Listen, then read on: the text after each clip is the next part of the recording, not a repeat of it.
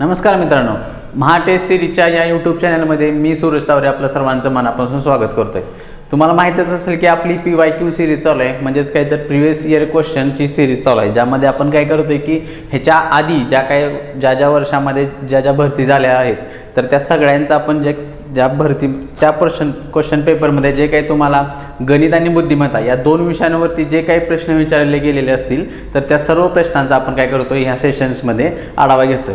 तर तुम्हाला त्याच पद्धतीनं जर तुम्ही आपल्या हेच आहे MTS चॅनलचं जर मोबाईल ॲप डाउनलोड केलं नसेल किंवा तुमच्याकडे तुम्ही त्याचा यूज करत नसाल तर ते डाउनलोड करा तुमच्या मोबाईलमध्ये, त्याचे तुम्हाला भरपूर फायदे मिळत असतात।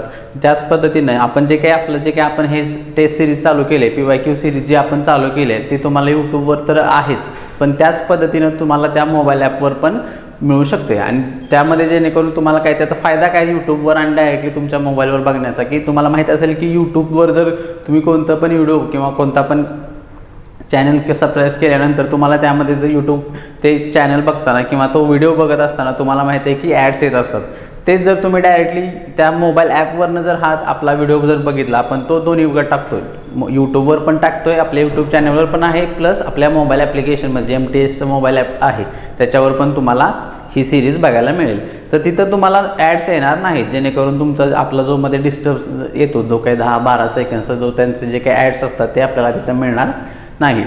तर आज आपण बघणार आहोत पोलीस आयुक्तालय पुणे शहर 2018 ह्या सालचे जे काही क्वेश्चन पेपर होता तो आपण ह्या क्वेश्चन पेपरचा ह्या सेशनमध्ये आपण आढावा घेणार आहे। त्यामधले जे काही गणित आणि बुद्धिमत्ता हे जे काही दोन विषय आहेत त्या विषयांमध्ये जे काही प्रश्न आपल्याला विचारले गेले होते ते आपण ह्या सेशनमध्ये बघणार आहोत।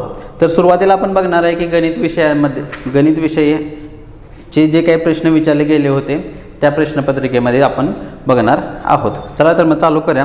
प्रश्न पहिला तुमच्या स्क्रीनवर दिसत असेल, आपल्याला विचारले काय दिले, खालीलपैकी कोणती संख्या नैसर्गिक संख्या नाही आहे, असं नाही आपल्याबद्दल विचारले। तुम्हाला माहिती असेल की नैसर्गिक संख्या म्हणजे काय तर एक पासून सगळ्या पुढच्या ज्या काय आहेत, एक पासून सगळ्या पुढच्या त्याला आपण काय म्हणतो नैसर्गिक संख्या असं म्हणतो। पण आता आपल्याला ऑप्शन दिले 0, 1, 100 आणि चौथा ऑप्शन आहे की यापैकी नाही। तुम्हाला माहित असेल की 0 जर आपण कन्सिडर केला, शून्यापासून जर संख्या मोजायला लागलो म्हणजेच काय तर 0, 1, 2, 3, 4 असं जर मोजायला लागलो तर त्याचा अर्थ काय होतं की शून्यापासून मोजलं तर ते काय पूर्ण संख्या आपण म्हणत असतोय। त्यामुळे काय 0 ही जी काय आहे दिलेल्या ऑप्शनमधले तर ती काय पूर्ण नैसर्गिक संख्या नाही। बाकीच्या ज्या काय आहेत 1 आणि 100 त्या काय नैसर्गिक संख्या आहेत, त्यामुळे उत्तर काय असेल आपलं 0। ऑप्शन ए आपलं काय असणार आहे उत्तर असेल। त्यानंतर प्रश्न दुसरा, पुढचा प्रश्न काय आपल्याला दिले, खालीलपैकी कोणती संख्या मूळ संख्या नाही।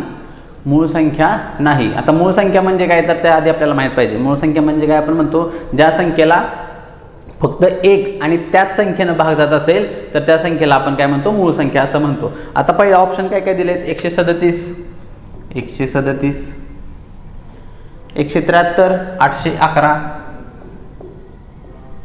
811 आणि चौथा ऑप्शन दिला आहे आपल्याकडं 437, 437। आता मूळ संख्या शोधायच्या कशा की आता प्रत्येक ह्याला आपण भाग घालवत बसणार नाही, 11, 12, 13, 14 वगैरे अशा भाग घालवत बसायचं नाही, कुठपर्यंत घालवायचा त्याची डेडलाईन आपल्याला मिळू शकते। ती कशी शोधायची, जी काही आपल्याला संख्या दिल्या, आता किती दिल्या आहे तर पहिला ऑप्शन आहे 137। आता 137च्या आधीची 137च्या आधीपर्यंतची पूर्ण वर्ग संख्या असणारी ती शोधायची आधी।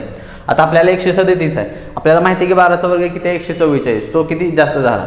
त्याच्या आधीचं 11चा वर्ग किती 121 आणि 121चं काय घ्यायचं आपण वर्गमूळ घ्यायचं, 121चं काय वर्गमूळ येतं 11। तर मग आता चेक काय करायचं, फक्त काय 137ला 1 ते 11 ह्या ज्या काय संख्या येतात 1, 2, 3, 4, 5, 6, 7, 8, 9, 10, 11 इथपर्यंत त्या सगळ्या संख्येने चेक करायचं की 137ला भाग जातो का नाही। जर जात असेल तर आपण काय म्हणणार 137 ही मूळ संख्या नाही, आणि जर जात गेला नाही तर आपण काय म्हणणार 137 मूळ संख्या आहे। चेक करूया 137। आता 137ला 1 नंतर जाणारच आहे, 2 न जाईल का नाही, कारण काय इथं विषम संख्या आहे 7, त्यामुळे 2 जाणार नाही। 3 न चेक करूया, 3ची काय 3 आणि 1 4, 7 आणि 4 11, 3 पण जाणार नाही। 4 न बघूया, शेवटच्या 2 संख्या 4 न पण नाही, 5 न पण नाही जाणार, 6 न चेक करूया, 6 न पण जाईल का नाही जाणार, कारण का बेरीज किती 3च्या पाड्यातली आहेत नाही। 7 न चेक करूया, 7 एके 7, 7 एके 7 होणार. उरले किती आपले 6 झाले 67. 67 7च्या पाड्यात येत नाही त्यामुळे 7 पण जात नाही. पुढं 8, 8ने चेक करूया. 8 एके 8 झाले. 8 एके 8 किती उरले 5, 57 झाले. आपल्याला माहिती आहे 6 8 48, 6 9 54 त्यामुळे 8 पण जाणार नाही. परत 9, 9 भाग जातोय का बघूया. 9 एके 9 किती उरले आपल्याकडे 4, 47, 47ला पण जाणार नाही. 10 पण नाही. 11ने चेक करूया. 11 एके 11 आणि 11 दुनी 22 त्यामुळे 11ने पण ह्या संख्येला भाग जात नाही. म्हणजेच काय तर ही 137 काय मूळ संख्या आहे. पहिली आपल्याला काढायची मूळ संख्या आहे पण आपल्याला विचारलंय काय जी नाही आहे ती आपल्याला काढायची आहे. 137 तर आहे. त्याच पद्धतीने 173 चेक करूया. ह्याच्या आधीचं पूर्ण वर्ग संख्या कोणती आहे 169.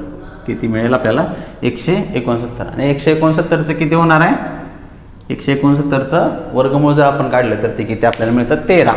आता चेक करूया 1 ते 13 पासून 173ला भाग कोणत्या संख्येनं जाईल 2 ने जाणार आहे का. आता हे जे आपण चेक करण्याचं करतोय ते तुमचं एकदम फास्ट कॅल्क्युलेशन पाहिजे. इथं प्रत्येक वेळी आपण कसोट्याने हे सांगत बसायचं नाही तर प्रत्येक वेळी काय चेक करायचं डायरेक्टली. 2 जाणार का नाही. 3 ने चेक करूया. 3 ने 7 ने 8, 8 आणि 3 11, 3 पण नाही. 4 ने जाईल का 4 एके 4 नाही. 5 ने तर नाही. 6 ने चेक करूया किती होईल. 6 पण जाणार का नाही जाणार कारण 6 आपल्याला माहिती आहे की 3 जर असेल तर 6 ने जातो. पुढं 7, 7 ने बघूया. 7 ने किती होते 7 दुनी 14 उरले 3, 33 झाले.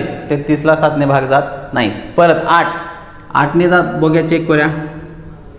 8 एके 8, 8 दुनी 16 1 उरले 13. 8 ने पण नाही. 9 ने बघूया. 9 एके 9 इथं पण किती होतील 9 एके 9 आणि 9 आणि 8 किती होते 17. 9 आणि 8 17 होणार आहे. झाले किती 83 त्यामुळे 9 ने पण नाही. 10 ने नाही. परत 11 ने चेक करूया. 11 एके 11 ते पण नाही. 12, 12 एके 12 किती उरले 5 ते पण नाही. आणि परत लास्ट कोणता आपला 13, 13 फक्त चेक करूया. आता 13 एके 13 किती उरले 4 आणि झाले किती 43. म्हणजे काय 13 म्हणजे कसं काय 173 आपली कसली आली मूळ संख्या आहे. त्यानंतर 811, 811ला चेक करूया. 811चं त्याच्या आधीची पूर्ण वर्ग संख्या कोणती आपल्याला मिळते. आपल्याला माहिती आहे की 30चं डायरेक्टली ह्याच्यावर जाते. 28चा किती 824 येणार 28चा. त्याच्या आधी 27चा किती येणार आहे 27चाच येणार कारण 824 जास्त जाते त्यामुळे डायरेक्टली आपण काय करायचं आता 27पर्यंत चेक करूया. 27पर्यंत चेक करूया. 2 ने जाणार कायला नाही. डायरेक्टली आपण मग जर असं असेल तर आपण 27 पासून मागे आहे किंवा डायरेक्टली आपण पुढे गेलो तरी चालते. 2 ने जाणार का नाही कारण काही इथं विषम संख्या आहे त्यामुळे 3, 8 आणि 2 10. 3 पण नाही. 4 ने पण नाही. 5 नाही. 6 ने जातोय का चेक करूया. 6 क्या 3 ने जात नाही म्हटल्यावर 6 ने पण जाणार नाही. परत 7, 7 एके 7 किती उरले 11 झाले. परत 7 एके 7 4 उरले आणि परत 41 म्हणजे 7 5 35. म्हणजेच काय 7 ने पण जाणार नाही. 8 ने चेक 8 ने पण नाही जाणार. 9 9 9 81 1 उरतोय. परत 10 ने पण नाही. 11 ने जाईल का 11 ने जाणार नाही. 11 ने जाणार नाही. त्यानंतर परत कोणता येतोय 12, 12 ने चेक करा. 12 72 किती उरले आपले 72 म्हटल्यानंतर 9 उरले 91 झाले. परत 12 पंचे 60 तिथपर्यंत पण जात नाही 12 ने. म्हणजेच काय तर आपण जर आता इथून पुढे गेलो तर आपल्याला कसोट्या माहीत असतील की त्या प्रत्येक कसोटी एकमेकांवर डिपेंड आहे. जशी 3 भाग जात असेल किंवा जात नसेल तर 6 ने पण जाणार नाही. त्याच पद्धतीने 9चा पण त्यामध्ये येतो. तसंच पुढच्या ज्या काय कसोट्या आहेत म्हणजे काय 12 13 14 15 वगैरे जे आहेत म्हणजे काय तर ज्यांना 5 ने जात असणार आहे तर 15 ने पण जाणार. मग ह्याच पद्धतीने 811ला आपण तिथपर्यंत गेलो तर ही पण काय आपल्याला मिळणार आहे मूळ संख्या मिळणार आहे. त्यानंतर लास्टचा जो पर्याय आता एवढं सगळं चेक केलं मला राहिली फक्त काय 437. त्यामुळं काय असणार आहे रे आपलं फक्त एवढं केले. मग आता त्याला पण चेक करायची गरज नाही. 437ला चेक करायची गरज नाही कारण वरच्या 3 जर आले म्हटल्यानंतर चौथीही असणारच आहे. त्यामुळं ऑप्शन काय असेल आपलं उत्तर काय असणार आहे 437 जी की मूळ संख्या नाही. त्याला कोणत्या ना कोणत्या तरी संख्येनं भाग जात असणार आहे. त्यानंतर पुढचा प्रश्न बघा. पुढचा प्रश्न काय दिलाय, खालीलपैकी कोणत्या संख्येस 4ने पूर्ण भाग जात नाही. हा पण नाहीचाच प्रश्न. आता 4ची कसोटी तुम्हाला माहिती आहे काय आहे की शेवटच्या ज्या काही दोन संख्या आहेत शेवटच्या कोणता पण अंक असणार आहे. आता जसा फॉर एक्झाम्पलसाठी घेऊया आपण ऑप्शन पहिला जर घेतला 68 79 370. आता ही जी काही संख्या आहे ह्याच्या ज्या काही शेवटचे जे काही दोन अंक आहेत शेवटचे जे काही दोन अंक आहेत ह्याला काय झालं पाहिजे 4ने भाग जर जात असेल तर ह्या पूर्ण संख्येला 4ने भाग जात असतो. आता चेक करूया की ह्याला जातोय का 4 एके 4 किती उरले 3 आणि 36 झाले 4 9 36 म्हणजे काय तर शेवटच्या दोन संख्येला 4ने भाग गेला म्हणजेच काय ह्या सगळ्या संख्येला 4ने भाग जाणार. त्याच पद्धतीने पुढचा ऑप्शन 38ला 4ने भाग जाणार का 4 9 36 जात नाही. तिसरा ऑप्शन 16 आहे शेवटच्या दोन अंकेला 4 चौक 16 आणि डी कुठला आहे 12 4 त्रिकम 12 म्हणजे राहतोय फक्त काय बी ऑप्शन कोणता आहे 49 61 38 49 61 38 हे काय असणार आहे आपलं उत्तर असेल ज्या की ह्या संख्येला 4ने भाग जाणार नाही का तर शेवटचे दोन अंक किती आहेत 38 त्यामुळं उत्तर काय असेल आपलं ऑप्शन बी हे काय असणार आहे उत्तर असणार आहे. नेक्स्ट प्रॉब्लेम बघा काय दिलं आपल्याला 800 ग्रॅम हे 160 किलोच्या किती टक्के आपल्याला विचारेल. 800 ग्रॅम हे 160 किलोच्या. आता 160 किलो आहे ते तर आपण दोन्ही काय केलं पाहिजे ह्या दोन्ही इथं किलो आहे तिथं हे आहे पण आपण सोडवत असताना आपल्याला एकक दिसत नाहीत पण सोडवायचं झालं आपल्याला तर काय केलं पाहिजे दोघांचं एकक जे काय पाहिजे सेम पाहिजे दोघांचं एकक सेम पाहिजे. म्हणजेच काय तर आता 160 किलो आहे तर ते जर मी ग्रॅममध्ये केलं तर किती काय 0 त्याच्यावर 3 शून्य वाढवायला लागणार. किती शून्य वाढवायला लागतील 3 शून्य वाढवावे लागतील. आता 800 ग्रॅम हे जे म्हटले हे याचा अर्थ काय ते काहीतरी त्याच्यावर प्रक्रिया केल्यानंतर ते उत्तराला असणार आहे म्हणजे हेचा अर्थ आपण काय बरोबर चिन्हाच्या पुढे टाकतो. ठीक आहे मग त्यानंतर कशाचं 160 किलोच्या किती टक्के विचारले. मग आता आपल्याला टक्के माहीत नाही म्हणून मी काय करतो x% एवढं मानतो. काय 160 किलोच्या 800 ग्रॅम हे काय म्हणलं मी x% आहे असं जर मांडलं मग आता आपल्याला फक्त सोडवायचं आहे x ची व्हॅल्यू काढायची आहे. मग त्यासाठी काय करणार आपण हे जे काही छेदातलं 100 आहे ते डायरेक्टली मी ढकलू शकतो का तर चिन्ह कोणतं आहे गुणिले त्याच्यामुळं 800 गुणिले 100 छेद किती होणार हे 16 1 लाख किती होणार 60,000 1,60,000. आता ह्यांचं जर काय आपल्याला सोडवायचं आहे फक्त आपल्याला मग काय मिळणार आहे एक्स जी काय टक्केवार आहे त्याचं काय आपल्याला मिळेल उत्तर मिळेल 1 2 3 4 1 2 3 4 किती वरच्या 4 शून्याला खालचे 4 शून्य गेले 8 1 8 आणि 8 2 16 राहिलं काय फक्त 1/2 आणि x म्हणजेच आपल्या आता जर ऑप्शन बघितले तर कसे आहेत दशांश चिन्हात आहेत आणि 1/2 म्हणजेच तुम्हाला माहित असेल की 0.5 1/2 म्हणजेच किती असतं 0.5 म्हणजे काय किती टक्के आहे 800 ग्रॅम हे 160च्या 0.5% एवढं आहे. ठीक आहे पुढचा प्रश्न काय दिले पुढचा प्रश्न बघा आपण काय दिले आपल्याला एका गावाची लोकसंख्या 2420 आहे. एका गावाची लोकसंख्या किती आहे 2420. लोकसंख्या वाढीचा वेग 10%. दर म्हणूया आपण दर किती आहे 10%. दर किती दिलाय 10%. तर 2 वर्षापूर्वी गावाची लोकसंख्या किती होईल किंवा होईल म्हणण्यापेक्षा तिथं होती पाहिजे काय पाहिजे 2 वर्षापूर्वी किती होती विचारले म्हणजे की 2 वर्ष मागे जायचं त्या म्हणलं ते असणार आहे काहीतरी होईल हे असा शब्द न वापरता आपण काय म्हणूया 2 वर्षापूर्वी किती होती ते काढायचं आपल्याला. मग आता मला सांगा दर ही जी काही 10% आहे किंवा आज म्हणजेच काय ही जी काही 2420 एवढी लोकसंख्या आहे ती कधीची असणार आहे आजची असणार आहे. ती लोकसंख्या आजची असणार आहे म्हणजे आणि दरवाढ किती आहे प्रत्येक ह्याला 10% एवढी काय होते दरवाढ होते. जर समजा मी 2 वर्षापूर्वी x एवढी लोकसंख्या आहे असं जर मांडलं 2 वर्षापूर्वी x एवढी लोकसंख्या होती मग आता दरवाढ किती आहे 110%. मग पहिल्या वर्षी किती होणार त्याची 110%. पहिल्या वर्षी किती होणार वाढ 110% कारण माहिती आहे की आपल्याला कोणते पण संख्येचं 10% वाढ होत असेल तर आपण ती काय करतो 100 मध्ये ऍड करतो म्हणजेच काय 110% पहिल्या वर्षी होईल. परत त्याच्या दुसऱ्या वर्षी पण किती सेम वाढ होणार ती म्हणजे किती 110% कोणाच्या 2 वर्षापूर्वीच्या लोकसंख्येच्या. आणि असं झाल्यानंतर आजची लोकसंख्या किती होणार आहे माझी 2420.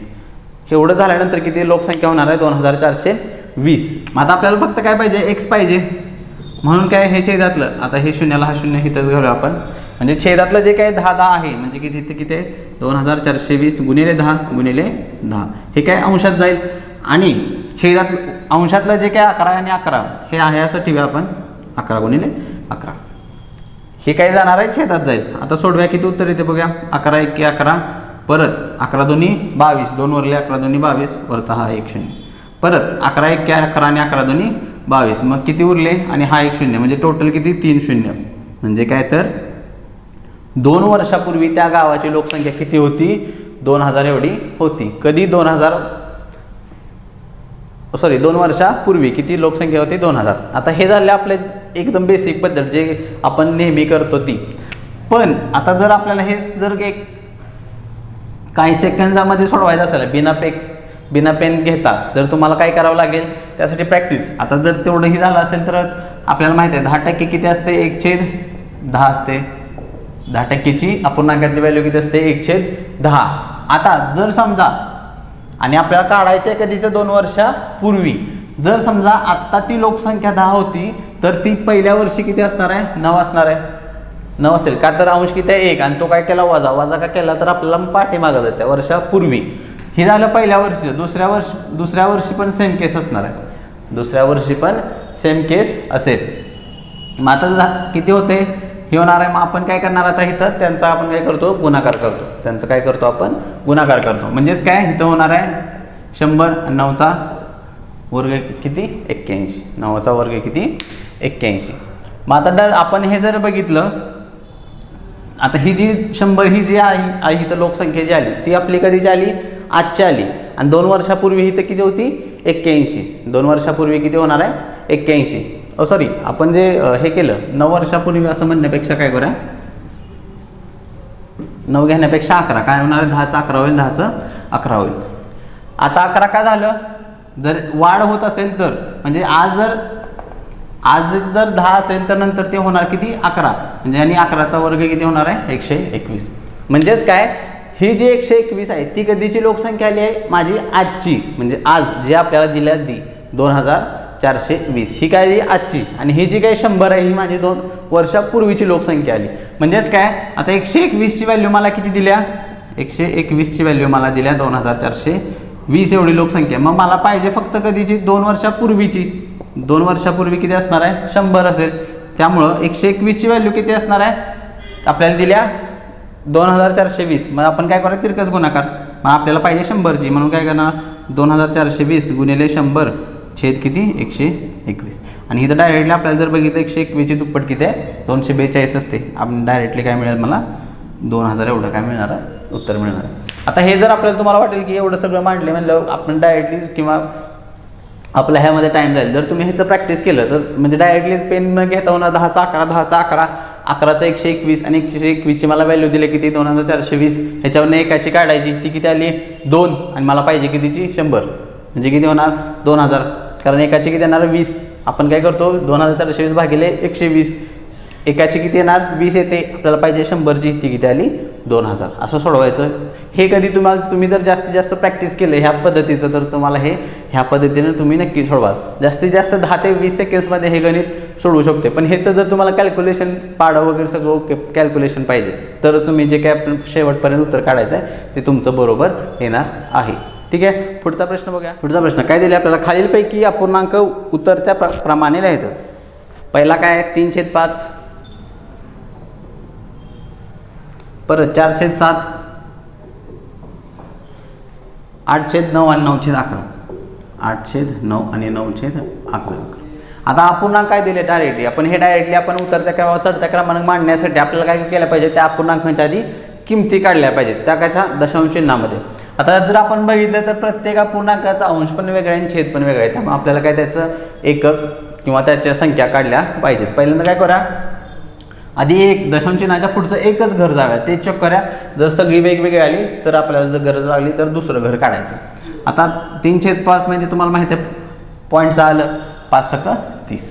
आता इथं 0 पॉईंट सगळीकडे येणार आहे कारण अंशापेक्षा छेद मोठा आहे. त्यामुळं परत इथं झाले किती 40 किती होणार 7×5 = 35 7×5 = 35. पुढचं आपण लागली गरज तर काढायचं. इथे किती होणार 80 दशांश चिन्ह. 9 8 किती होणार 72. परत इथे किती होणार 90 होईल दशांश चिन्ह येईल. परत 11 8 88. म्हणजे काय, आणि सगळे जर आपल्याला काढायचे असतील तर आपण काय करूया, आता हे जर बघितले हे दोन तर लहानच येणार आहेत. हे जे दोन, आता ह्या दोनमध्ये काय सगळ्यांचं पहिला दशांश हे घर जर काय वेगवेगळे आले, त्यामुळे आपल्याला ह्याच्या पुढं जायची काय गरज आहे का नाही. फक्त काय हे जे काही दोन आहेत 0.8 आणि 0.8 आलं तेच आपण क्रॉस चेक करूया की ह्या दोघांमधला सगळ्यात मोठा कोण असणार आहे. आता हे ते किती आलं आपण 9 8 72. परत उरले किती 8. परत 8 उरले, परत झाले 80. त्यामुळे परत किती होणार आपण 0.8 घेणार. परत 0.8. परत हे आता इथं किती केलं तर आपण 11 8 88. किती उरले 2 20 झाले. परत 11 1 11 करणार. म्हणजे काय सगळ्यात मोठा कोणता आला हा. आणि आपल्याला कसं लिहायचं आहे उतरत्या क्रमाने, त्यामुळे सगळ्यात मोठा पहिला लिहिणार 0.88 म्हणजेच किती 8/9 हा सगळ्यात मोठा. त्यानंतर 2 नंबरला हा येईल 0.81चा म्हणजे तो किती आहे 9/11. परत 3 नंबरला कोणता 0.6 3/5. आणि परत लास्टला सगळ्यात लहान कोणता येणार आहे 4/7. म्हणजे उतरता क्रम कसा येईल आपला, पहिला कुठला पाहिजे 8/9. ऑप्शनमध्ये चेक करा 8/9 पहिला कुठं आहे बी आणि सी मध्ये आहे. परत दुसरा कुठला पाहिजे 9/11. 9/11 कुठे आहे आपला फक्त ऑप्शन सी. ऑप्शन सी काय असणार आहे आपलं उत्तर असेल. ऑप्शन सी हे काय असेल उत्तर असेल. त्यानंतर नेक्स्ट प्रॉब्लेम सोडूया. नेक्स्ट एक्झाम काय दिले वर्गमुळात आपल्याला दिले. आता ह्याच्यामध्ये आपण जर तुम्ही जर नीट जे वर्गमुळातले जे काही संख्या आहेत अंशात आणि छेदात हे सगळं काय दशांश चिन्हामध्ये आहे. आता ह्यामध्ये काही डोकं लावत बसायचं नाही. तुम्हाला एक गोष्ट माहीत पाहिजे काय दशांश चिन्हामध्ये जर अंशात आणि छेदामध्ये सेम घरं सोडून जर दशांश चिन्ह असेल, म्हणजे समजा जर अंशात पण 5 घरं सोडून दशांश चिन्ह आहेत आणि छेदामध्ये पण 5 घरं सोडून दशांश चिन्ह आहे, तर 5 जर असेल तर आपण डायरेक्टली ते दशांश चिन्ह काढून टाकतो. त्याच्यावर आपण काहीही करत नाही किंवा 100 ने गुणा 1000 ने गुणा असलं काय करत बसायचं नाही. चेक करा आपण की ह्या गणितात पण आहे का. जर तुम्ही नीट बघितलं तर वर किती आहेत पहिल्यांदा 3 घरं सोडून आहे, परत 3 आणि नंतर 2 म्हणजे एकूण झाले किती 3 त्रिक 9 2 11. 11 घरं सोडून कुठं अंशात दशांश चिन्ह आहे टोटल. एकूण छेदामध्ये आपण बघूया 4 4 8 8 आणि 3 11. म्हणजे छेदामध्ये पण काय सेम घरं सोडून दशांश चिन्हानंतर पण सेम घरं आहेत. त्यामुळं काय सगळीकडची दशांश चिन्ह सोडून द्यायची. म्हणजे काय आपण ती घ्यायची नाहीत आणि नंतर गुणाकार करायचा. म्हणजे काय मी फक्त काय लिहित होता 9 × 36 × 16 × 8 16 × 8 छेद काय 2 × 8 × 2 2 × 8 × 2 एवढंच लिहायचं आहे आपल्याला. बाकीचं काहीही लिहित बसायचं नाही का तर सेम घरं आहेत अंशात आणि छेदात पण. आता भाग घालूया.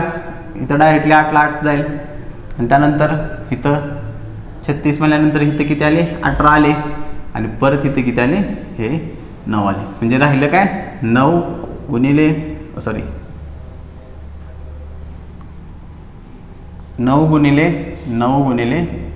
16 एवढंच राहिलं. बाकी सगळा भाग कॅन्सल होते. बाकी सगळे कॅन्सल होते. मग आता वर्गमुळात आहे म्हणल्यानंतर 9चं वर्गमूळ 3 मिळते. परत ह्या 9चं 3 आणि ह्या 16चं 4 वर्गमूळ. डायरेक्टली आता गुणाकार 9 3 त्रिक 9 9 चौक 36. म्हणजे मला जे काय आपल्याला उत्तर किती आलं आपलं 36. उत्तर किती 36. ऑप्शन डी हे काय असणार आहे आपलं उत्तर असेल. Option D. त्यामध्ये कुठलाही दशांश चिन्ह वगैरे येणार नाही कारण ते आपण सुरुवातीलाच कॅन्सल केलं. तर त्यानंतर नेक्स्ट वर्गमुळात एक तुम्हाला माहीत आहे वर्ग एकचं काही घ्या घनमूळ घ्या वर्गमूळ घ्या किंवा घातांक किती काही जरी असेल तर त्याचं उत्तर काय असतं एकच हे उत्तर असतं. एकच हे उत्तर असतं. म्हणजे ऑप्शन बी हे काय असणार आहे उत्तर असेल. ऑप्शन बी हे उत्तर असेल. Next problem. आता काय काय दिले आपल्याला सोडवा. आता ह्यामध्ये जे काय आपण एवढं सगळं जे दिले 343 गुणिले वगैरे ते ज्या काय सगळं दिलेलं आहे ते आपण एवढं करत बसायचं नाही. आता ह्याचं सोडवायचं कसं सूत्र तुम्हाला माहीत असेल. सूत्रांना आपण सोडवत आहोत. तर ह्यामध्ये काय दिले आपल्याला फक्त आधी सूत्र वापरायचं कोणतं ते तुम्हाला कळायला पाहिजे. आता 343 किती वेळा आहे 3 वेळा आहे. 343चा गुणाकार 3 वेळा आहे. म्हणजेच काय 343 कंसाचा घन असं लिहू शकतो का मी. लिहू शकतो. म्हणजे कोणत्या पण संख्येचा वर्ग म्हणजेच काय 4 गुणिले 4 करतो, म्हणजेच काय 4चा वर्ग. समजा 4चा घन असेल तर 4 गुणिले 4 गुणिले 4 3 वेळा घेतो. म्हणजे काय घातांकात जेवढी संख्या असेल तेवढ्यानं आपण त्याला गुणतो. म्हणजे पहिल्यांदा किती आहे 343चा घन वजा चिन्ह. परत 111चा घन लिहू शकतो का, कारण 111 किती 3 वेळा गुणाकार आहे, त्यामुळं 111 नाही 113चा घन छेद. ठीक आहे, छेद 343 गुणिले 343. आता हे तर मी डायरेक्टली काय करतो सूत्राच्या ह्याच्यानुसार लिहितो. आपल्या सूत्राला ज्या संख्या आहेत त्या आधी मी इथं फक्त मानतो काय 343ला जर मी ए मानतो आणि 113ला काय मानतो बी हे अक्षर मानतो. म्हणजे काय पहिल्यांदा मिळेल आपल्याला एचा घन. आता 113ला आपण काय बी मांडले म्हणून काय बीचा घन. छेदात काय दिले 343 गुणिले 343 म्हणजेच काय ए गुणिले ए म्हणजेच काय एचा वर्ग. ए गुणिले ए म्हणजेच काय एचा वर्ग अधिक 343 अधिक काय दिले 343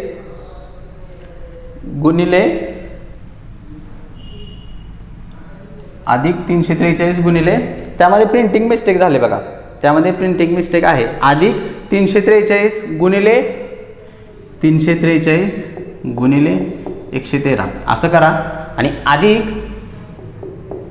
113 गुणिले 113 असं मांडा. ते जे काही तुमच्या छेदामध्ये आहे त्यामध्ये एक प्रिंटिंग मिस्टेक आहे असं मांडा तुम्ही. सगळंच लिहितो मी म्हणजे तुमच्या लक्षात येईल. 343 गुणिले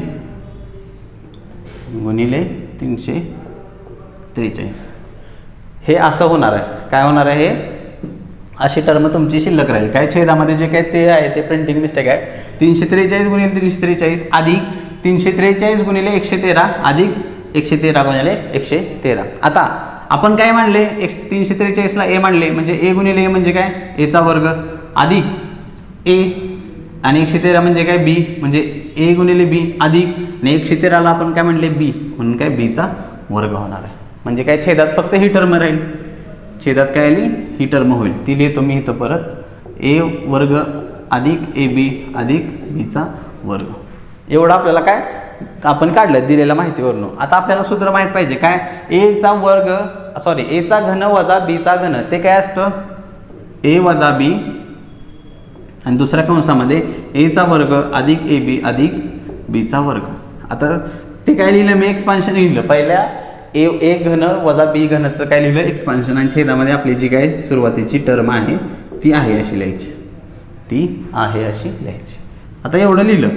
आता इथं दोघांमध्ये चिन्ह कोणतं असतंय 2 कंसांच्या मध्ये गुणाकारात चिन्ह असते. मग गुणाकारात चिन्ह असल्यानंतर ज्या काही टर्म सेम असतात अंशात आणि छेदात त्या काय होतात कॅन्सल आउट होतात, त्या काय होतात निघून जातात. मग आता राहिलं काय फक्त आपलं ए वजा बी.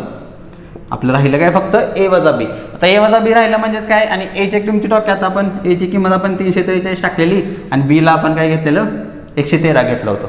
म्हणजे आणि त्यांचं काय आपल्याला फक्त आता वजाबाकी करायचे. काय 3तनं 3 गेले 0, 4तनं 1 गेला 3 आणि 3तनं 1 गेले 2. म्हणजे उत्तर आपलं किती आलं 230. उत्तर किती आलं 230. ऑप्शन सी हे काय असणार आहे उत्तर असेल. आता आपण सोडवायची पद्धत काय ही अशी सूत्राचा वापर करून. त्यासाठी तुम्हाला ह्याची जी काही सगळी सूत्र आहेत ए अधिक बी कंसाचा वर्ग ए वर्ग वजा बीचा वर्ग हे जे काय सूत्र आहेत सगळे ए घन वजा बी घन ए घन अधिक बी घन हे जे काही सूत्र आहेत ती सूत्र तुमची सगळी तोंडपाठ पाहिजेत. आणि अशा प्रकारचं जिथं दिसेल तिथं तुम्हाला फक्त एवढंच करायचं आहे. उत्तर किती येईल आपलं 230. पुढचा नेक्स्ट प्रॉब्लेम बघा.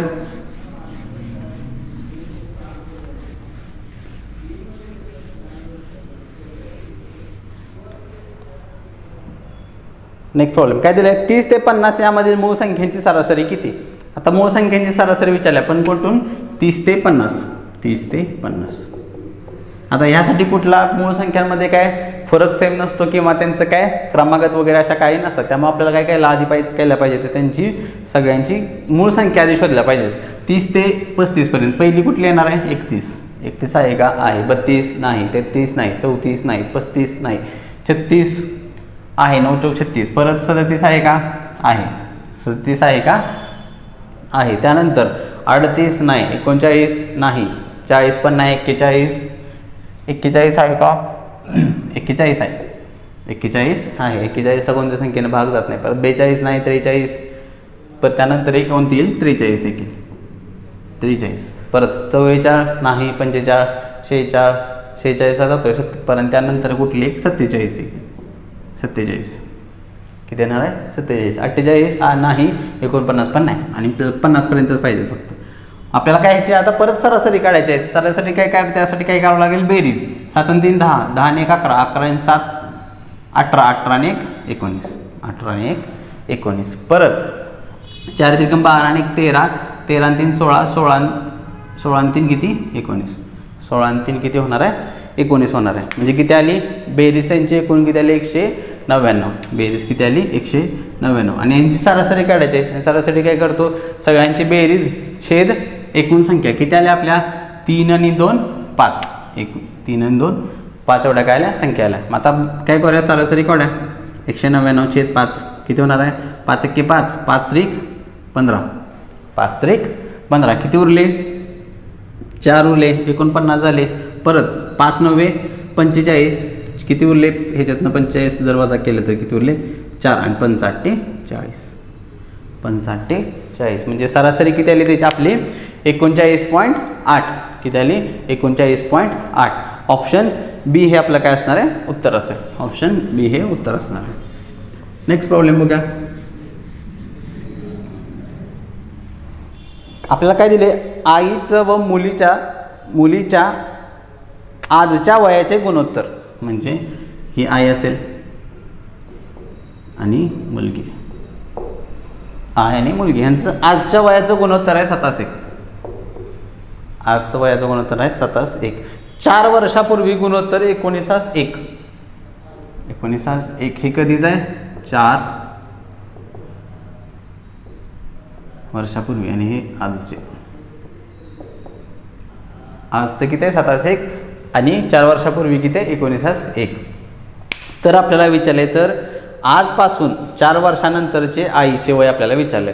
आता हे सोडवायचं आपण 2 पद्धतीने सोडवू शकतो. एक एक्स मानून आणि दुसरी आपण जे आहे ती फक्त काय गुणोत्तरामध्ये खेळायचं. फक्त काय गुणोत्तर जे आपल्याला दिले त्यामध्ये सूत्र काढायचं. एक्स वगैरे काय मानायचं नाही. म्हणजेच काय आपण काय करणार? आजचं 7x वगैरे किंवा मुलीचं पण x वगैरे असं जे मानून सोडवलं ते तसलं करत बसायचं नाही. तर करायचं काय? फक्त ह्याला फक्त मी असं लिहितो. 4 वर्षापूर्वी किती होतं? 19:1 आणि आजचं किती? 1 27:1 आणि हे कोणाचं? आईचं आणि मुलीचं असं आपल्याला दिले. आता जर आपण बघितलं तर ह्यासाठी काय करायचं? सोपं पद्धत काय की ह्यामधला जो काय फरक आहे दोघांमधला फरक म्हणजेच काय 4 वर्षी बरोबर आहे. म्हणजेच काय? आणि हे कधी नंतर आहे? 4 वर्षानंतर. किती? 4 वर्षानंतरचं गुणोत्तर किती झाले? 27:1 आणि हे कधी? 4 वर्षापूर्वीचं. म्हणजेच काय तर इथं पण 4 वर्षाचा फरक असणार आहे आणि मुलीच्या पण ह्याच्यामध्ये 4 वर्षाचा फरक असणार आहे. तो फरक सेम आहे का आधी चेक करूया. आता 19चं झालं किती? 7. 19चं किती झालं? 7. म्हणजे कितीचा फरक आला? 12चा फरक आहे. आणि एकाचं 1च आहे म्हणजे किती? 0चा फरक आहे. म्हणजे फरक सेम आहे का? नाही, फरक सेम नाही. मग आता फरक सेम करायचा आपल्याला काय करावं लागतं? आधी फरक सेम करायचा. तो कसा करायचा? हितला जो काय फरक आहे खालच्या गुणोत्तरातला फरक तो कितीचा आहे? 6चा आहे. वरच्या गुणोत्तरातला फरक एक काढायचा तो किती? 18चा आहे. तो कितीचा आहे? 18चा आहे. आणि त्यानं काय करायचं की खालच्या फरकानं वर गुणायचं. म्हणजे काय? हे जे काय गुणोत्तर आहे ह्याला 6ने गुणायचं आणि खालचं जे गुणोत्तर आहे त्याला कितीने? 18ने गुणावं लागेल. म्हणजे किती होते? 19 संग किती होणार आहे? 19 चोक 76, 19 5 आणि 19 संग किती होते? 96 54 6 1 6 6 5 11. 19 संग 14 वर्षे किती होणार आहे? 114 आणि 6 म्हणजे गुणोत्तर किती केल्यानंतर होते? 114 आणि 6. आणि आता खाली किती ना 18 गुणावं लागेल.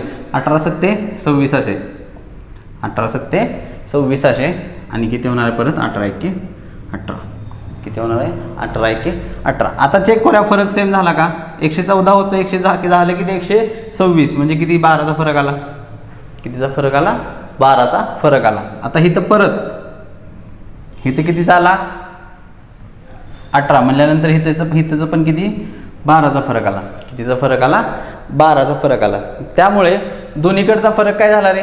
फरक सेम झाला, दोन्हीकडचा फरक सेम झाला. म्हणजे आता 12 म्हणजेच काय, 12ची व्हॅल्यू आपल्याला दिल्या किती 4, 12ची व्हॅल्यू किती दिल्या 4. आणि कारण आपल्याला दिले 4 वर्षापूर्वीचं दिले आणि फरक किती दिला आपला 12, 12ची व्हॅल्यू 4. तर एकाची किती काय, त्यासाठी काय करावं लागेल 4/12 आणि म्हणजेच एकाची किती आली 1/3. एकाची किती आली 1/3 एवढी व्हॅल्यू आली. आता आपल्याला पाहिजे कोणाचं, प्रश्न आपल्याला विचारलाय की आजपासून 4 वर्षानंतरचं आईचं वय, म्हणजे आईचं वय आजचं पाहिजे आपल्याला. आईचं वय किती आहे, आजचं इथं 7 आहे, म्हणजे आजचं वय किती आहे 126 युनिट एवढं आहे. म्हणजे त्याला एकक म्हणा, ते ॲक्च्युअल वय नाही, ते काय एकक आहे. म्हणजेच काय, एकाची व्हॅल्यू जर 1/3 असेल तर मला काय करायला पाहिजे 126ची पाहिजे, म्हणजे आजचं काढायला लागेल आधी. मग आता 126ला काय करावं लागेल, मला 1/3 गुणावं लागेल. 126ला 1/3 गुणावं लागेल. ती किती येते बघा, 3 चौक 12 आणि 3 दोन्ही 6, म्हणजेच काय 42 वर्ष. म्हणजे काय, आईचं आजचं वय किती आलं 42 वर्ष. पण आपल्याला प्रश्न काय विचारलाय, आजपासून 4 वर्ष पुढं, म्हणजेच काय ह्याच्यामध्ये किती वर्ष ॲड करावं लागतील मला 4 वर्ष. म्हणजे इथे किती येणार आहे 46 वर्ष. ते किती येणार आहे 46 वर्ष एवढं काय येणार आहे आईचं आजपासून 4 वर्ष पुढे एवढं काय येणार आहे वय येईल. ते किती येईल 46. ऑप्शन सी काय असणार आहे आपलं उत्तर असेल. आता हे जे आपण जेवढं जे केलं, आता हे जर काय फक्त इथं काय फरक सेम नव्हता त्यामुळे आपल्याला सेम करावा लागला. आणि तो कसा करायचा, तर खालचं जे काही गुणोत्तर आहे त्यांना गुणोत्तरातल्या फरकानं वर गुणायचं आणि वरच्या गुणोत्तरातल्या फरकानं खाली गुणायचं. एवढं केल्यानंतर आणि काय काय ठिकाणी बऱ्यापैकी तुम्हाला जर बघितलं तर हा फरक सेमच असतो. आणि सेम जर असेल तर हे गणित तुम्हाला 10 ते 15 सेकंड्समध्ये लगेच सुटतं. फक्त काय प्रॅक्टिस पाहिजे. प्रॅक्टिस जर केलं तुम्ही, जर एक्स वगैरे केलं तर ते हा सगळा ब्लॅकबोर्ड 100% भरला असता. हा सगळा ब्लॅकबोर्ड 100% भरला असता. एवढं ते काय होतं कॅल्क्युलेशन्स होतं. आता एवढं तुम्हाला वाटेल की ह्यामध्ये आणि त्यामध्ये एवढा फरक कुठे आहे की कॅल्क्युलेशन हे आले. जर तुम्ही ह्याचं जर प्रॅक्टिस केलं तर तुमच्या लक्षात येईल की अगदी 10 ते 15 सेकंड्समध्ये अशा प्रकारची जे वय वारीवरची जी काही गणित आहेत ती तुम्हाला 10 ते 15 सेकंड्समध्ये सुटतात. फक्त काय ह्या पद्धतीने सोडवलं तर एक्स वगैरे आपण त्यामध्ये काहीही मानायचं नाही. ठीक आहे, पुढचा प्रश्न बघा आपण. नेक्स्ट प्रॉब्लेम बघा.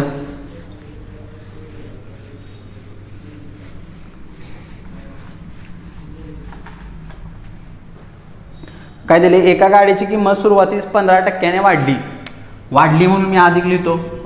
15% वाढली म्हणून काय लिहितो अधिक लिहितो, वाढली. आणि पुढील वर्षी पुन्हा 15% कमी झाली. परत पुढच्या वर्षी 15% कमी झाली म्हणून मी काय लिहितो वजा. परत पुन्हा काय झाली ती 15% कमी झाली. तर आपल्याला विचारले गाडीच्या किमतीत कोणता बदल होईल, मग घट होईल का वाढ होईल ते आपल्याला सांगायचं. ठीक आहे. मग आता जर तुम्हाला माहीत असेल जर कोणत्या पण संख्येत सेम टक्क्यानं वाढ होत असेल आणि सेम टक्क्यानं घट होत असेल तर त्यावेळी काय आपण सूत्र वापरतो. सूत्र डायरेक्टली काय, त्या संख्येचा वर्ग म्हणजे जो काही दर वाढलाय तो संख्येचा वर्ग म्हणजे 15चा वर्ग किती 225. 15चा वर्ग किती 225. छेद काय करतो आपण 100 करतो. छेद 100. पण कधी जर एकाच संख्येनं वाढ आणि घट होत असेल तर आपण हे सूत्र वापरतो. एका संख्येनं आता इथं आपल्याला दिसते 15 सेम आहे त्यामुळे आपण काय डायरेक्टली, आणि ह्या दोन्ही केसमध्ये काय होते नेहमी घटच होते. म्हणजे एकदा सेम टक्क्यानं वाढले म्हणजे 15% वाढले आणि 15% कमी झाले म्हणजेच काय तर नेहमी त्यामध्ये घटच होणार. आणि ती किती त्या संख्येचा वर्ग छेद 100 म्हणजे किती 2.25% काय होणार आहे घट होणार आहे. 2.25% काय होणार आहे त्या गाडीच्या किमतीत घट होणार आहे. 2.25% घट. ऑप्शन बी आपलं काय असेल उत्तर असेल. ऑप्शन बी हे उत्तर असेल. त्यानंतर नेक्स्ट प्रॉब्लेम काय दिले आपल्याला, पहिल्या 25 क्रमवार समसंख्यांची सरासरी आपल्याला किती विचारलं. पहिल्या किती 25 समसंख्या. आता त्यासाठी काय सूत्राचा वापर आपण करतो. सूत्र काय आपलं n/2 कंसामध्ये 2a अधिक कंसामध्ये n-1 गुणिले d करतो. गुणिले d. आता n म्हणजे काय तर एकूण किती, म्हणजे तुम्हाला आपण कितीपासून कितीपर्यंत पाहिजेत तर आपल्याला दिले पहिल्या 25 संख्या. मग पहिल्या क्रमवार 25 संख्या आपल्याला विचारली. क्रमवार 25 संख्या आपल्याला विचारले म्हणजे एकूण किती झाल्या तर त्या 25च होणार आहेत. एकूण नंबर n म्हणजे टोटल किती येईल 25 येईल. इथं लिहा n बरोबर 25 मिळेल. ए म्हणजे काय म्हणतो आपण त्यातला, ए म्हणजे काय पहिली संख्या.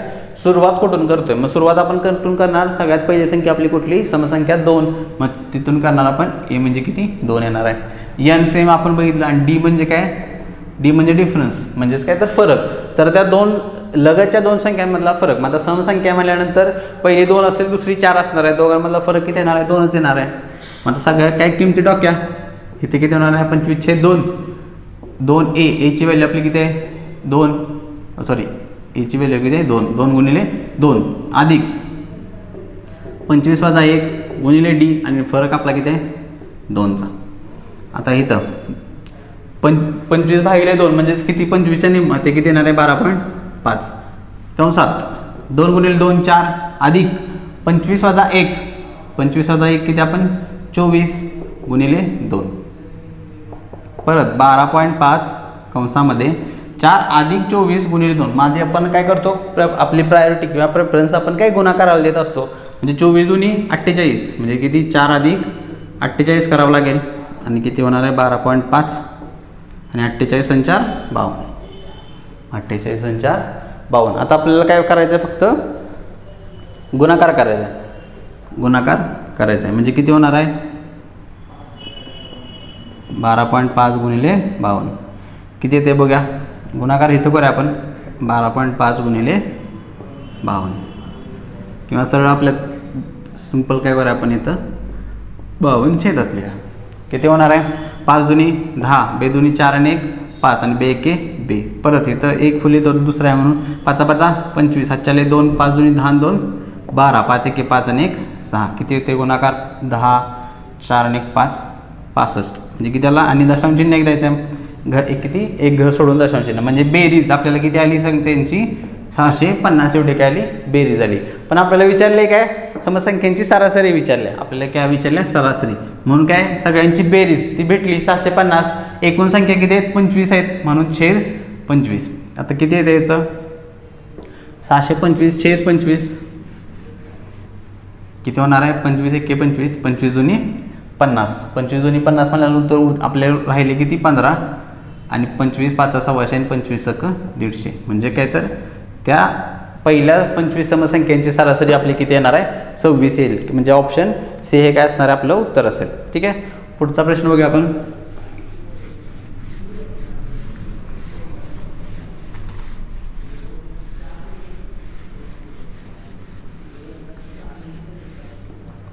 पुढचा प्रश्न काय दिले आपल्याला, एका टीव्हीची किंमत रुपये किती दिली आपल्याला 2000 रुपये, 2000 एवढी काय दिल्या किंमत दिल्या, सॉरी 20,000 आहे, किती 20,000 किंमत आहे.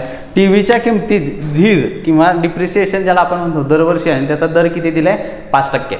डिप्रिसिएशन कॉस्ट किती दिली आपल्या 5% आहे, किंवा त्याचा दर तो किती आहे 5% आहे. तर आपल्याला विचारले 2 वर्षानंतर टीव्हीची किंमत किती रुपये असणार आहे, 2 वर्षानंतर किती किंमत असेल. आता आपल्याला माहिती आहे डिप्रिसिएशन म्हणजे काय तर कमी होते, कॉस्ट त्याची कमी होते, आणि तो किती दिले 5% कमी. आपल्याला माहिती आहे 100तनं जर आपण जर घट होत असेल आणि आपला दर किती आहे 5%, म्हणजे त्याची जर किंमत राहणार किती, म्हणजे जर त्या टीव्हीची किंमत समजा जर आज 100 रुपये असेल आणि डिप्रिसिएशनचा दर तो जर 5% असेल तर काय होणार आहे, तर त्याची पुढच्या वर्षी किंमत किती होणार आहे 5% कमी, म्हणजे 5 रुपये कमी, म्हणजे किती राहणार फक्त 95. म्हणजेच काय तर 95% तेवढी किंमत राहणार. 95% पहिल्या वर्षी राहील, हे कधी पहिल्या वर्षी. दुसऱ्या वर्षी पण परत अजून 5%, म्हणजे किती 95% राहणार किंमत त्याची. 5% दरवर्षी काय होणार आहे कमी होणार आहे. कोणाच्या आजच्या किमतीच्या, आज किंमत किती आहे 20,000, आज किंमत किती आहे त्याची 20,000. म्हणून काय होणार आहे ह्या 4 शून्याला हे 4 शून्य निघून जाते, राहिलं फक्त काय 95 गुणिले 95, आणि आपण जर वर्ग केला 25 आणि 9 10 90, म्हणजे 95चा वर्ग केला आणि गुणिले 2 आपला आहे त्याची दुप्पट करूया. 5 दुनी 10, बे दुनी 4 आणि 5, 2 0 0, 9 दुनी 18, 9 दुनी 18, म्हणजे त्याची किती किंमत होणार आहे तर 18,050 रुपये एवढी काय होणार आहे किंमत होईल. म्हणजे त्या टीव्हीची 2 वर्षानंतरची किंमत किती होणार आहे तर 18,050 एवढी किंमत होईल 2 वर्षानंतर. ठीक आहे, पुढचा प्रश्न बघा काय दिले आपल्याला. 280 प्रश्नपत्रिकांची गड्ड्यांची जाडी 280 प्रश्नपत्रिकांच्या गड्ड्यांची जाडी आपल्याला किती दिल्या 3.6 सेंटीमीटर 3.6 सेंटीमीटर. तर 630 प्रश्नामध्ये करेक्शन आहे, तर 630 जिथं पुस्तक तुम्हाला दिसत असेल 360 त्याच्याऐवजी काय आहे तर 630 प्रश्नपत्रिकांच्या गड्ड्यांची जाडी किती सेंटीमीटर असणार आहे. आता आपण डायरेक्टली काय तिरकस गुणाकार करूया. 630 गुणिले किती 3.6 छेद काय होणार आपण आणि असं ह्या दोघांचा तिरकस गुणाकार करणार, छेद किती 280 करणार. त्यानंतर आता इथलं जर दशांश चिन्ह काढायचं असेल तर आपल्याला हा शून्य काय होणार आहे तो निघून जाईल, तो काय होणार आहे शून्य निघून जाईल. राहिलं काय फक्त आपलं 63 गुणिले 36 छेद किती 280 छेद किती होणार आहे 280 होणार आहे. आता आपण 7 डायरेक्टली जाईल. 7 चौक 28 40 आणि 7 नव्वे 63 7 नव्वे 63 परत 4 एके 4 आणि परत इथे किती 4 नव्वे 36 आणि राहिलं काय आपलं 81 छेद 10 बरोबर ते किती होणार आहे 8.1 सेंटीमीटर काय असेल आपलं उत्तर असणार आहे 8.1. त्यानंतर पुढचा प्रश्न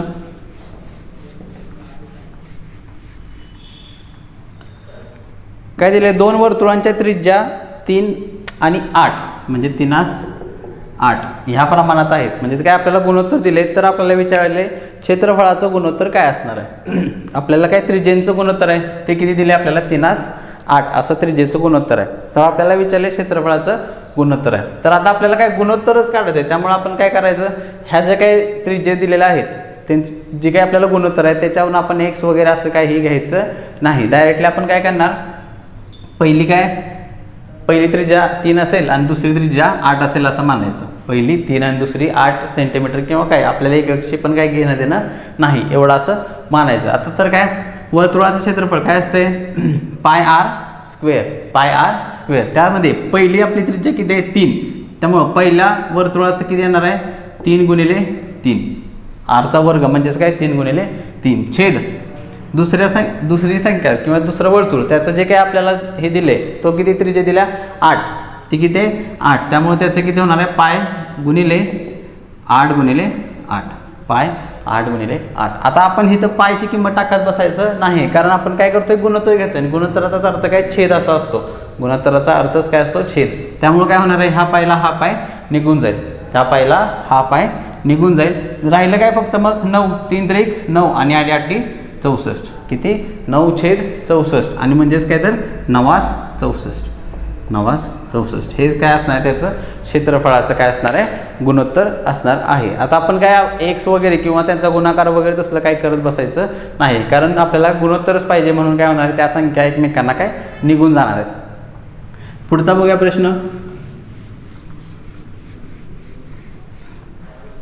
काय दिले एक वस्तू छापील किमतीपेक्षा 10% कमी किमतीने खरेदी केली.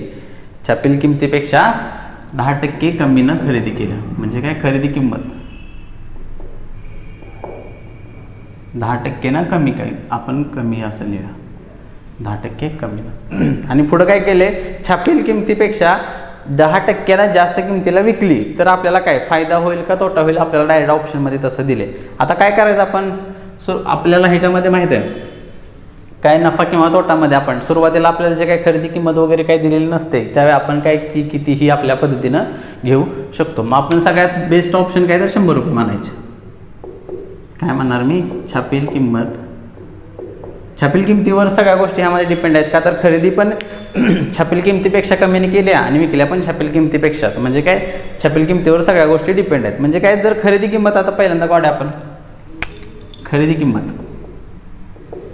खरेदी किमतींना काय केलंय त्यांनी 10% किमतीनं कमी केले छापील किमतीपेक्षा किती 10% कमीनं. आता छापील किंमत किती आहे 100 रुपये मग 100 रुपयांचं 10% म्हणजेच किती 10 रुपये देणार आहे कारण आपण कॅल्क्युलेट कितीवर करणार 100वरच. त्यामुळे किती होणार आहे 10% कमी म्हणजे किती 90 रुपये. खरेदी किती केली मी 90 रुपयानं कारण 100 रुपये 10% 10 रुपये आणि तेवढ्यानं कमी त्यामुळे 100 वजा 10 करावं लागेल ती किती येणार आहे 90 रुपये. आता विक्री किंमत काढूया.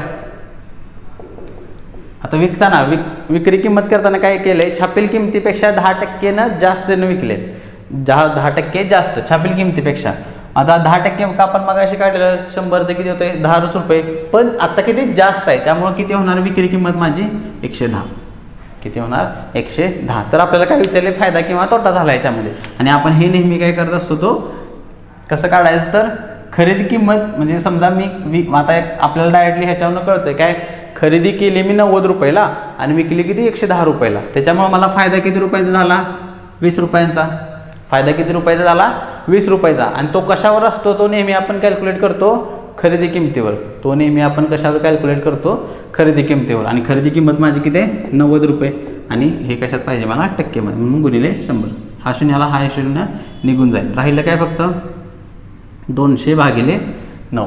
200 भागिले 9 आपल्याला जर बघितलं आपण तर आपले कसं आहेत ऑप्शन सगळे दशांश चिन्हामध्ये आहे. त्यामुळे आपल्याला त्याच्यामध्येच उत्तर काढावं लागेल. 9 1 9, 9 2 18 उरले परत 2, परत 20 झाले, परत दशांश चिन्ह परत 2 उरले आणि 9 2 18, 9 2 18 हे काय होणार आहे 22 वाढतच जाणार आहे. आता 22.22% ऑप्शन जर बघितले 2 आहेत. 22.22% 2 ऑप्शन आहेत. पण त्याच्या पुढे ज्यांनी जे विचारले नफा किंवा तोटा मग आपल्याला डायरेक्टली इथं दिसते. आपण इथं बघितलं आपल्याला काय झालं आहे नफा म्हणजेच काय 22.22% मला काय होणार आहे नफा होणार आहे. काय होणार आहे 22.22% नफा होईल. त्यानंतर लास्ट एक्झाम्पल बघूया आपण.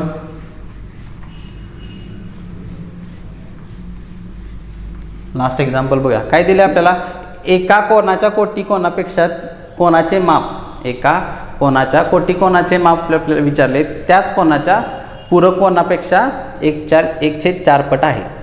पूरक कोणाच्या आता आपल्याला कोटी कोणाचं माप ही केलं पाहिजे. मग आपण सर्व काय करायचं त्या कोटी कोणाचं माप काय आपण मानायचं x. म्हणजे त्या कोणाचं माप आधी जर आपण x मानलं तर कोटी कोणाचं होणार 90 - x.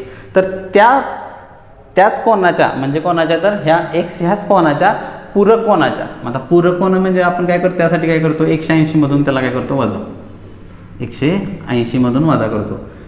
त्याच पूरक कोणाच्या किती आहे 1/4 पट आहे. म्हणजे कोणाच्या ह्या पूरक कोणाच्या किती 1/4 पट. त्याच पूरक कोणाच्या किती येते 1/4 पट. आता आपल्याला x पाहिजे फक्त त्यामुळे काय होणार आहे आणि या दोघांमध्ये चिन्ह कोणतं आहे गुणाकार. त्यामुळे ते छेदातले जे काही 4 आहे ते काय होणार आहे इकडे येईल गुणाकाराला म्हणून काय होईल 90 - x ह्या सगळ्या कंसाला काय गुणिले 4 बरोबर 180 - x. 180 - x. आता इथं गुणाकार केला तर किती 9 चौक 36 वजा 4x बरोबर किती 180 - x. आता काय करा हे 180 जर इकडे आणलं तर काय होणार आहे वजा बाकी होईल म्हणजे काय 380 - 180 बरोबर. तर हे वजा 4x जर तिकडे ढकललं तर काय होणार आहे अधिक 1 होणार आहे म्हणून काय आणि हे वजा x आहे ह्यासाठी अधिक 4x. मग राहिलं काय 360 - 180 180 बरोबर वजा x अधिक 4x ते किती होणार आहे 3x. वजा बाकी होईल चिन्ह मोठ्या संख्येचं आणि 180 भागिले 3 बरोबर काय मिळेल मला फक्त x. म्हणजे 3 संग 3 1 3 3 संग 18 म्हणून x बरोबर काय मिळेल मला 60. तर x बरोबर काय मिळेल 60. म्हणजेच काय तर त्या कोणाचं माप ते किती आपल्याला 60 अंश हे काय उत्तर येईल. म्हणजे तो किती आपला ऑप्शन ए काय आपला असणार आहे उत्तर असेल. ठीक आहे.